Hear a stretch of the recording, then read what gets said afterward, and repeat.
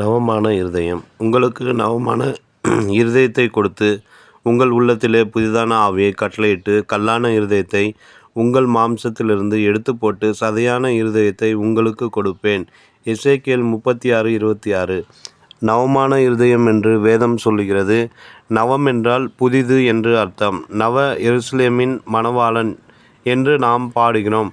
நவமான திராட்சரசம் என்று சொல்லுகிறோம். ஆம், கர்த்தர் எல்லாவற்றையும் புதிதாக்கும்போது நவமான இருதயத்தை நமக்கு தருகிறார். புது இரட்சிப்பின் சந்தோஷத்தால் நிரம்பியிருக்கவும் தேவனோடுள்ள புதிய உறவில் முன்னேறி செல்லவும் நமக்கு நவமான இருதயம் தேவை. கர்த்தர் ஒரு மனிதனை பார்க்கும்போது அவனுடைய இருதயத்தை தான் பார்க்கிறார். மனுஷன் முகத்தை பார்ப்பான், கர்த்தரோ இருதயத்தை பார்க்கிறார். 1 சாமுவேல் 16:7. இருதயத்தை பார்க்கிற ஆண்டவர் நம்முடைய இருதயத்திலே அக்கிரம சிந்தை இருக்குமென்றால் ஒரு நாளும் நம்முடைய ஜெபத்துக்கு பதில் கொடுக்க மாட்டார். புதிய இருதயத்தை பெற்றுக்கொள்ளும்படி பழைய இருதயத்தை களைத்து போடுங்கள். மாம்சத்தால் கரைப்பட்ட வஸ்திரங்களை புறம்பே தள்ளி போடுங்கள். சுயநீதியான அழுக்கான கந்தைகளை உதறி போடுங்கள். எல்லாவற்றையும் புதிதாக்கும் ஆண்டவரே என்ற புதிய சிந்தனைகளோடு இந்த புதிய வருடத்துக்குள் கடந்து வாருங்கள்.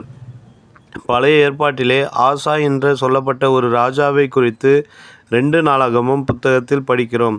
அவர் தம்முடைய ராஜ்யம் எல்லாவற்றையும் சுத்திகரித்து தூய்மைப்படுத்த விரும்பினார். ஆகவே அவர் அந்நிய தேவர்களின் பலிபீடங்களையும் மேடைகளையும் அகற்றி சிலைகளை உடைத்து விக்கிர தோப்புகளை வெட்டி தங்கள் பிதாக்களின் தேவனாகிய கர்த்தரை தேடவும் நியாயப்பிரமாணத்தின்படியும் கற்பனையின்படியும் செய்ய யூதாவுக்கு கற்பித்தார் என்று நாம் வேதத்தில் வாசிக்கிறோம். 2 நாளாகமம் 14:3-4. அவர் இஸ்ரவேல் தேசத்தை சுத்திகரித்ததுடன் தாம் யுத்தம் செய்து கைப்பற்றிய பட்டணங்களில் உள்ள அருவருப்புகளை அகற்றி கர்த்தருடைய மண்டபத்தின் முன்னிருக்கிற கர்த்தருடைய பலிபீடத்தை புதுப்பித்தார். 2 நாளாகமம் 15:8. கர்த்தர் நம்முடைய வாழ்க்கையிலே எல்லாவற்றையும் புதிதாக்கி பூரணமாக்க புதிய மகிமையான பாதையிலே நடத்த வேண்டுமென்றால் நாமும் அவருக்கு கீழ்ப்படிந்து நடக்க வேண்டும்.